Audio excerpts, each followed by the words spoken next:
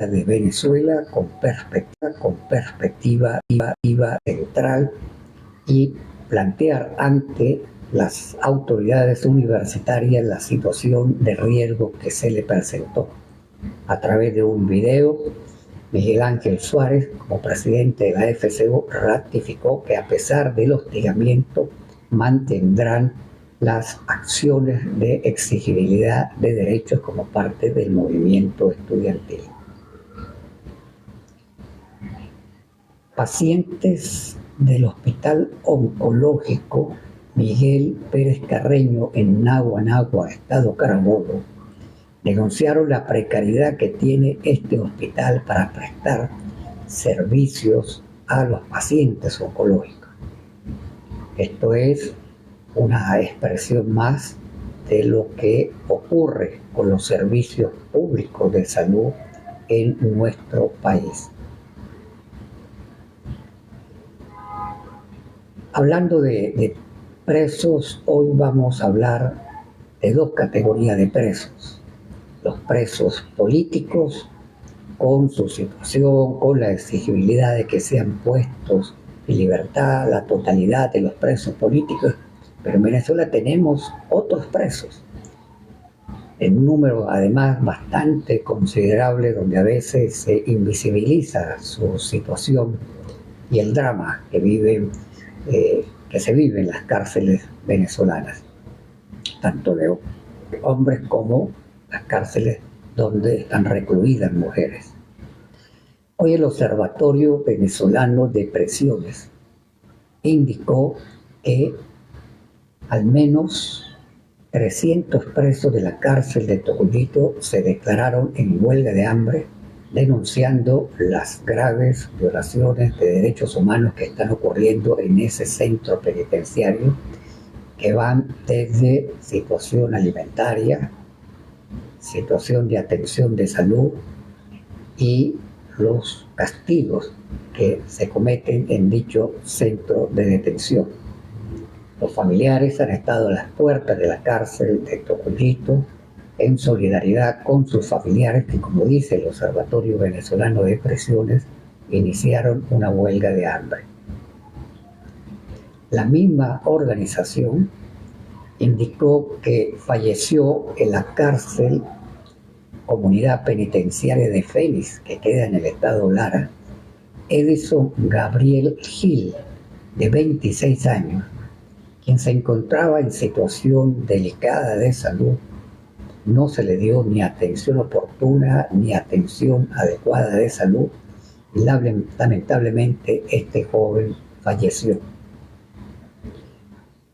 Esta situación que se ha venido denunciando de la prácticamente nula atención de salud en las cárceles venezolanas da como resultado que cierta regularidad se presenten situaciones como estas, las muertes por falta de atención médica. Hablando ahora de los presos políticos, la organización Calidoscopio Humano indicó que desde el 8 de enero al 12 de febrero, hasta el día de ayer, se habían excarcelado 452 presos políticos.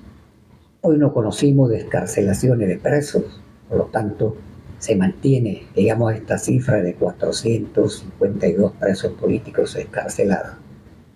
¿Cuántos presos políticos quedan? Bueno, organizaciones de derechos humanos manejan distintas cifras, pero la organización Justicia, Encuentro y Perdón indicó que al menos 840 presos políticos se mantienen en Venezuela.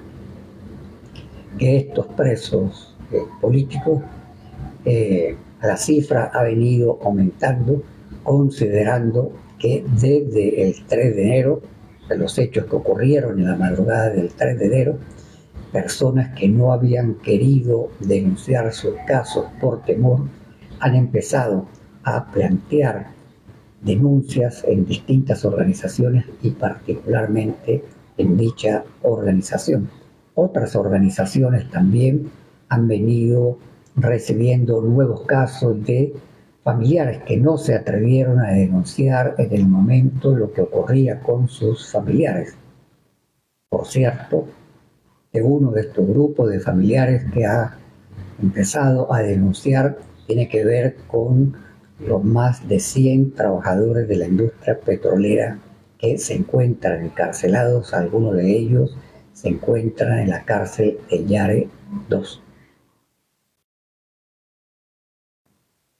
Se conoció digamos, un aspecto positivo, un aspecto negativo. El aspecto positivo es que por fin los familiares de los presos políticos del caso conocido como Gedeón pudieron ver a sus familiares. En este programa venía denunciando cómo los familiares planteaban que se encontraban en situación de desaparición forzada. Una desaparición forzada muy particular porque eran personas que ya estaban detenidas, personas que tenían ya más de 1 o 2 años detenidas, fueron trasladadas a otro centro de detención. No se le informó por más de 4 meses a los familiares dónde se encontraban para ellos poderlos visitar, para poderles llevar lo que se denomina paquetería. Bueno, por fin se les permitió a los familiares del caso Gedeón, que son 32, poderlos visitar. Pero la denuncia que hacen los familiares es que la situación de los presos es bastante crítica. Por un lado, los vieron muy desnutridos, lo cual reafirma lo que ya han venido denunciando presos políticos que han salido de las cárceles, como de Tocorón, de Yare, el propio Tocolito, de la muy mala alimentación que hay en las cárceles. La muy mala alimentación que hay en las cárceles, que hace que los presos enflaquezcan mucho, y una de las consecuencias además es la tuberculosis. Recordemos que la tuberculosis, entre otros factores, el hambre ayuda también a que esta enfermedad se desarrolle. Bueno, los familiares de los presos políticos del caso Gedeón denuncian, además de esta situación, mucho enflaquecimiento por parte de los presos, también la situación mental de algunos motivados a los reiterados castigos a los cuales son sometidos, situación que constituye un trato cruel, inhumano y degradante de acuerdo a los estándares internacionales de derechos humanos.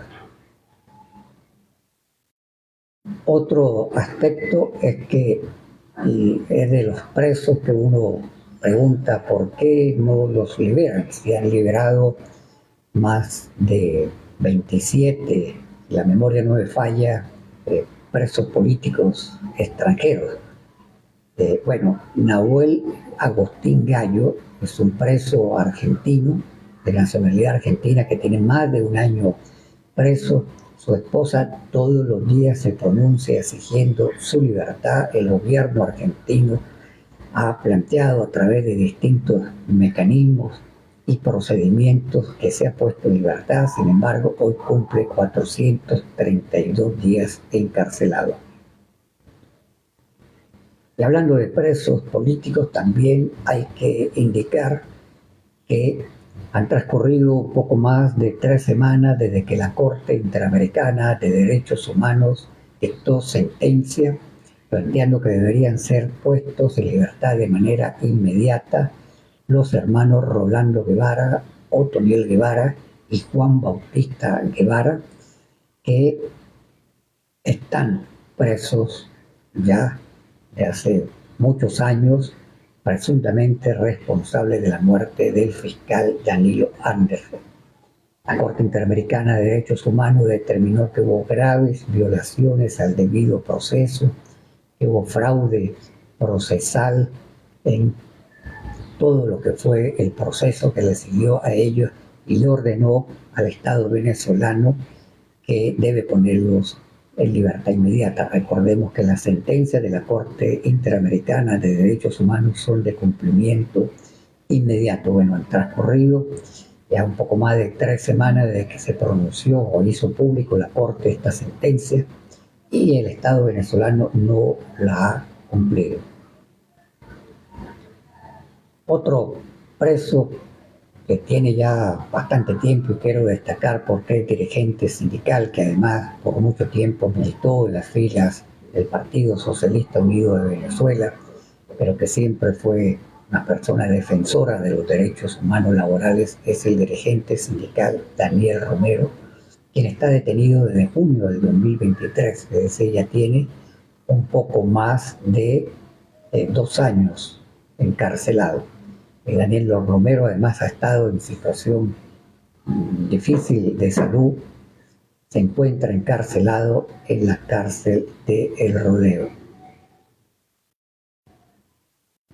Siguen las adyacencias de los centros de detención familiares de los presos políticos realizando diversas actividades.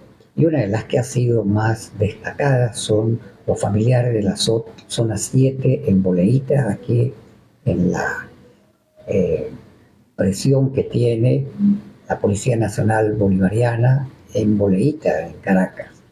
Ahí las madres se han encadenado, han denunciado un amplio despliegue policial para hostigarlas, para intimidarlas. Las madres se han mantenido. ¿Y qué reclaman las madres? La libertad de sus hijos, pero también se pronuncian contra el incumplimiento que hizo el 6 de febrero el presidente de la Asamblea Nacional, Jorge Rodríguez, cuando indicó que iban a poner en libertad en los muy próximos días, cuando finalizara esa semana, a los presos políticos. Sin embargo, eso no se cumplió, se paralizó el debate de la ley de amnistía en la Asamblea Nacional y está planteada para la próxima semana. El hecho es que tampoco el presidente de la Asamblea Nacional ha cumplido con la publicación del listado de las personas que han sido excarceladas. El gobierno maneja una cifra y difunde una cifra de más de 800 presos políticos excarcelados. Sin embargo, se comprometió a publicar una lista y no la ha publicado.